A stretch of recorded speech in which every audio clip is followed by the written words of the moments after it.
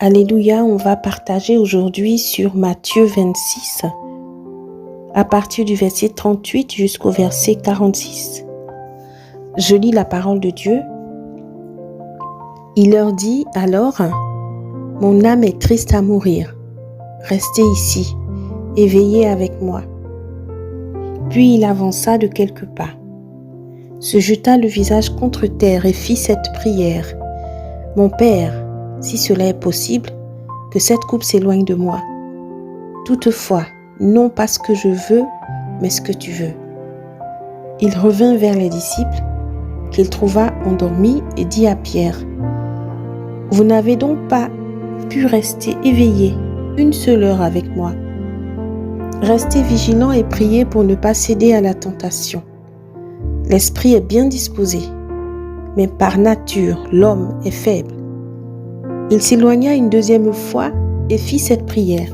« Mon Père, s'il n'est pas possible que cette coupe s'éloigne de moi sans que je la boive, que ta volonté soit faite. » Il revint et les trouva encore endormis car ils avaient les paupières lourdes.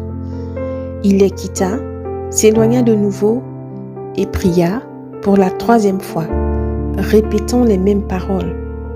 Puis il revint vers ses disciples et leur dit, « Vous dormez maintenant et vous vous reposez.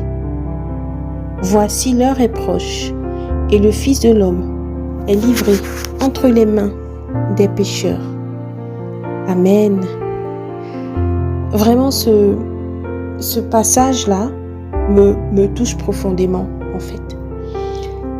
Quand j'ai lu le verset 38, j'ai réalisé qu'en fait, Jésus, dans ces moments-là, a eu tous les sentiments qu'un homme pouvait avoir devant l'adversité, la souffrance à venir. Il était triste. La parole de Dieu dit, son âme était triste à en mourir. Et tout ce qu'il nous demandait dans ce moment-là, tout ce qu'il demandait à ses disciples, parce qu'en fait, il s'était mis de côté avec Pierre et les deux fils de Zébédée, parce que je pense que il était dans une angoisse, il avait besoin d'intercession, de soutien spirituel par rapport à ce qu'il vivait. Et il s'est dit qu'il allait prendre son cordon principal de prière, voilà, son groupe restreint d'intercesseurs qui était constitué par Pierre et les deux fils de Zébédée. Mais en fait, c'était une déception pour lui, parce qu'au moment où il pensait qu'il allait être soutenu, il a récolté quoi? Le sommeil. Aujourd'hui, je me suis mise devant ma responsabilité en tant que chrétienne. En tant que chrétien, Dieu s'attend à ce qu'on puisse intercéder pour ceux qui sont dans les moments difficiles.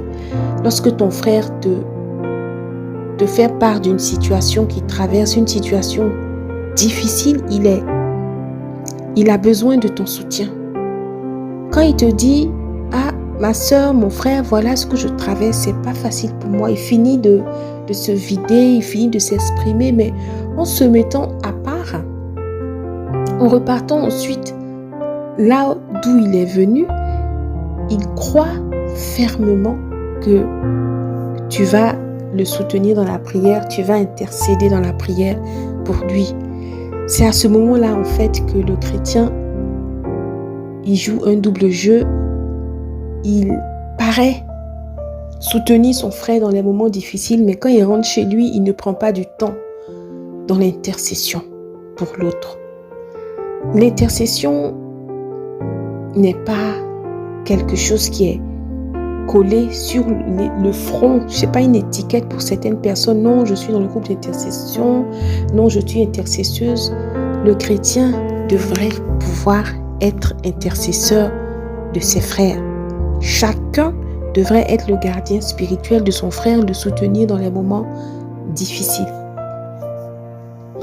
Aujourd'hui, on peut voir de notre côté cet aspect, parce que je me dis que Jésus comptait sur les disciples et ça a été une honte, ça a été lamentable. qui ne puisse pas tenir et prier pendant qu'il était tourmenté par cette souffrance, par cette angoisse qui le rendait triste à mourir. Il a dit, vous n'avez même pas pu prier pendant 1 heure de temps. Est-ce qu'aujourd'hui, par jour, en tant que chrétien, en tant que chrétienne, tu pries au moins 1 heure de temps?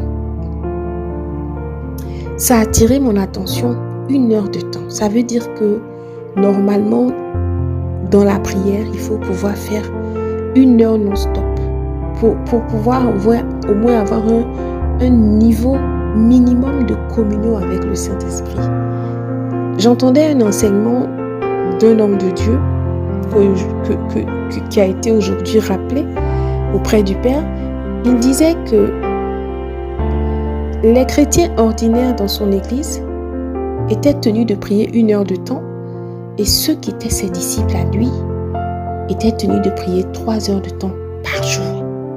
Ça veut dire qu'il y a un secret derrière la prière constante. Si tu as fixé ton objectif minimal de 1 heure de temps par jour, il faut pouvoir le faire tous les jours. Lorsqu'on a une communion avec le Saint-Esprit, on n'a pas besoin de lui demander certaines choses. Ce sont des choses qui se résolvent toutes seules. Ce sont des problèmes qui sont solutionnés tout seuls. Moi, je peux te dire, mon frère, ma soeur, que la prière constante, elle porte. Et que si elle ne portait pas, Jésus n'aurait même pas demandé, mais vous n'avez même pas pu prier pendant 1 heure de temps. Ça veut dire que le minimum pour un chrétien de prier au quotidien serait d'1 heure de temps. Mais combien de temps passes-tu dans la prière? Combien de temps je passe dans la prière? Comment est-ce que je découpe mon temps pendant la journée? Comment est-ce que j'organise mon temps de prière, mon temps de communion avec Dieu? Je veux nous interpeller pour dire que la honte qui était sur les disciples et qui a fait que Jésus a pu leur dire, mais vous n'avez même pas pu prier au moins 1 heure. Vous avez les paupières en fait alourdies. Mais c'est ce qui nous arrive en pleine nuit. Lorsque le Saint-Esprit nous réveille pour prier 1 heure au moins, on a les paupières alourdies et on tombe de sommeil. Par ce partage, je souhaite qu'on se réveille. Par ce partage, je souhaite que la fin des temps est proche. Jésus revient bientôt, il y a du boulot. Comment est-ce qu'on va entendre la trompette si on dort? Comment est-ce qu'on va entendre le Saint-Esprit nous donner les directives en tant que chef d'orchestre, en tant que chef de tout ce qui va se passer si on a les paupières lourdes? Mon frère, ma soeur, n'aie plus les paupières lourdes. Moi, je refuse les paupières lourdes. Je veux prier au moins 1 heure par jour. Parce que si Jésus a parlé de prier au moins 1 heure, ça veut dire que ce n'est pas fortuit. Un ange n'a pas besoin de descendre du ciel. Ça n'a pas besoin d'être noir sur blanc sur un mur. Un doigt magique, spirituel, doit écrire sur le mur de ta chambre, prie au moins 1 heure. Quand tu lis Matthieu 26, 38 à 45, tu réalises que si c'est 15 minutes que tu priais, 20 minutes par jour, c'est nul et non avenu. Ça n'a aucune portée. Alors, est-ce que tu vas choisir d'être limité? Est-ce que tu vas choisir que ta prière ne va pas au stade où elle doit aller? Ou bien tu vas faire un effort et chercher à atteindre au minimum les 1 heure de prière par jour.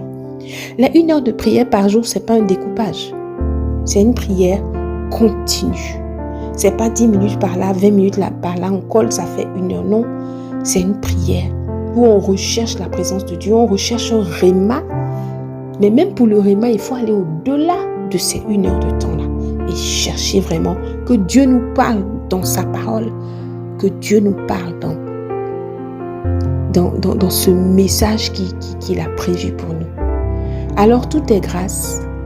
On va demander chacun de son côté au Saint-Esprit de nous donner la force de ne pas lui faire honte et qu'on puisse prier au moins 1 heure par jour. Et je crois, mon frère, ma soeur, si on fait ça, on va dépasser 1 heure de temps. On va rentrer dans 2 heures passées. Et peut-être, par la grâce de Dieu, avec persévérance, parce que comme je dis, c'est la constance, c'est la persévérance qui paie. On va y arriver pour la gloire de Jésus. Et on est gagnant. C'est nous, en fait, qui sommes gagnants dans ce chemin de prière qu'on emprunte. Gloire à Jésus.